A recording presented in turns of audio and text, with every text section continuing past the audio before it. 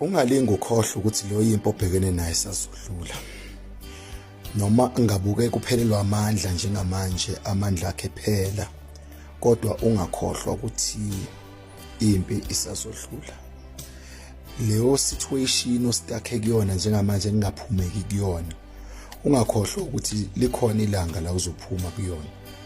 Kodwa make sure ukuthi noma amandla esephelile ungawaqedeleli la amancane asele engqondo. Wagcina amandla engqondo noma isimo sibheda sinjani, ngoba kubhlungu ukunqoba impi, kubhlungu ukuphela ukucima kwemililo ekade kuvukele, kubhlungu ukuphela kwezimpi ekade zikuvukele.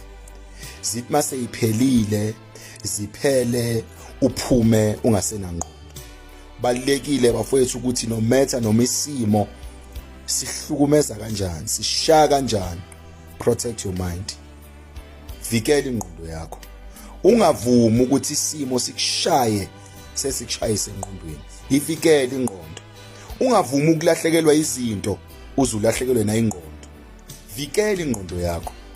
Because kubhlungu ukuba uyiwina, ukuba umuntu onqobile.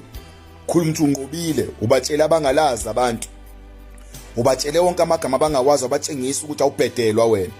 Kodwa emva kwalokho kuvelile ukuthi ingqondo isale empini. God bless you.